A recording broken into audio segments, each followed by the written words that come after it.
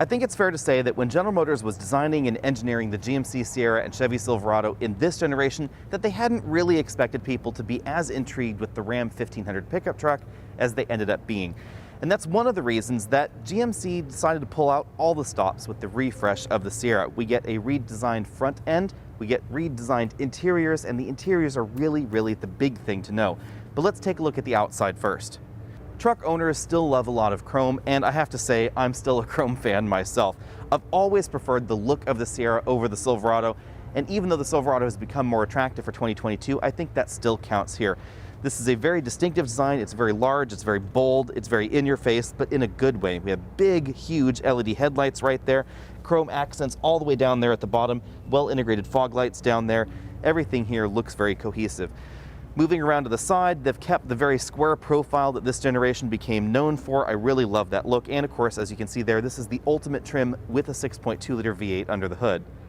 Mechanically, the Silverado and the Sierra have not really changed for 2022. So the same body styles, same bed configurations that we had before, and the same engines are still going to be found under the hood.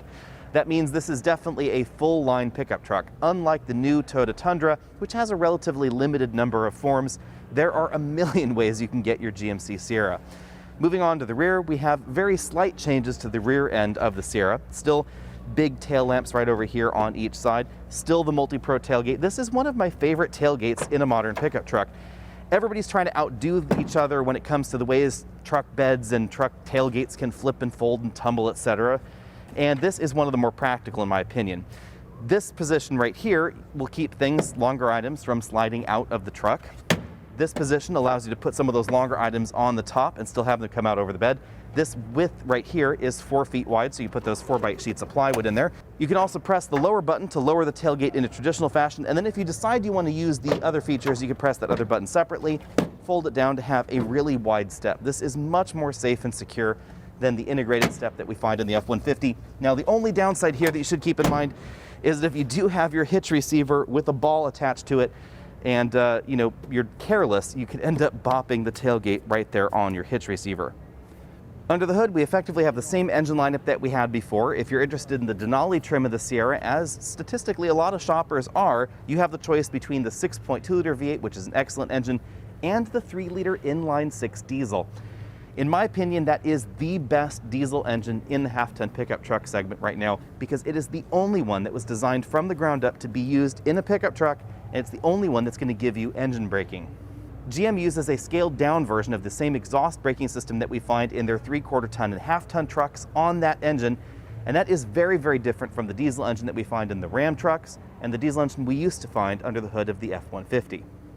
With the refresh, the GMC Sierra has gone from having a middling interior to, I think, the best interior in a modern pickup truck. This particular interior has this really attractive two-tone color scheme. This is a Denali Ultimate trim. Real wood trim over there on the doors, lots of very premium materials, leather finishes, lots of stitching going on there, etc. I really love the design of this dashboard. Large amounts of wood and other textures going on here. Stitched upper dashboard section, stitched lower dashboard section. Gone are the acres of hard plastics. We have a pretty decently sized glove compartment lower, and then this large glove compartment upper right there. Little sort of topographic lines going on etched into the wood there. The biggest departure for General Motors is this new infotainment screen in the middle of the dashboard. It's no longer the smallest in the segment. It is now one of the larger screens, and it's running an operating system that's based on Google's Android operating system.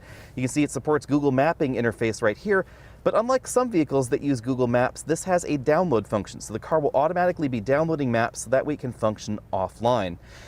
This has a lot of the same features that we find in previous generations of GM's infotainment software. For instance, lots of trailering options right there, music interface just as you'd expect, a new home screen view, and of course the Google integrated assistant right there. There's a physical power and volume knob over there on the left side, and I have to say this is a really slick implementation of this operating system. This is basically the same operating system that we find in Polestar vehicles and Volvos, but GM has done a much better job integrating it and adding those extra features. Volvo still seems to be stuck a little bit in a rut as far as development goes for that software. There's the engine start-stop button here. It's kind of a unique little toggle.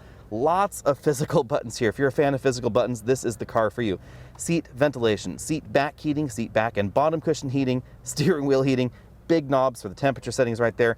Very similar bank of toggle switches to the previous generation truck, including a button to lower all the windows at the same time. That's a really nice touch.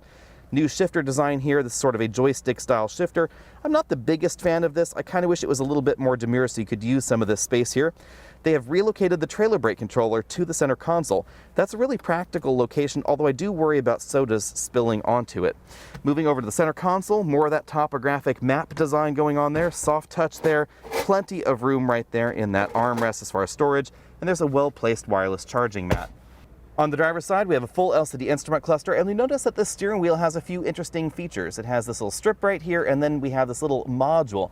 This is a sensing module. It's actually looking at your face, making sure you're paying attention to the road, and this is giving you the status of Super Cruise. Yes, this is a GMC vehicle with Super Cruise, the system formerly only available on Cadillac models. This is going to give you hands-free driving on interstate highways, and it is simply one of the best systems. Blue Cruise may be more available, but this system is more capable, and I think that's really a good thing for GMC. Other nice touches in here, we have a 4-way power tilt telescopic steering column, lots of buttons and knobs over there for the 4-wheel drive system, including an auto mode, something that we don't find on all trucks out there. As you can see on this door panel, lots of really great touches. Again, GMC has really elevated things here. Soft touch materials here and in the middle of the door panel. We do find hard plastics down there around the bottom of the door to help improve durability, but this is a really elegantly designed interior. I'm really excited by the updates that GMC put into the new Sierra. I said in the previous videos that I've had on the Sierra that I really wish it had the Ram interior with the drivetrain of the Sierra and some of the payload and trailering capabilities that we find in the F-150. And I think that is exactly what we see in the 2022 Sierra. As soon as I can get my hands on this, I will let you know, but I suspect this might be my favorite half-ton truck in America right now. The exterior is very well done. I love the look. I think it's not too crazy, but it is pretty bold and pretty in your face, but in a good way. I also like the side profile of the vehicle. I think it's a pretty attractive vehicle all the way around, and the interior is quite simply the best in this segment as far as I'm concerned. I love the Google infotainment system in the center console. And again, this version of Google's operating system is done better than what we find in the modern Volvo product line. Volvo still has a lot of things to address with that system. I don't think any of those problems exist here. Now, this screen is not quite as big as the one we find in the F-150 Lightning, but for me, I don't find that to be too much of a problem because they kept a lot of the physical buttons in there. So if you're a fan of buttons and knobs to interact with various features, this won't be a problem at all. And of course, we get the elegantly designed interior.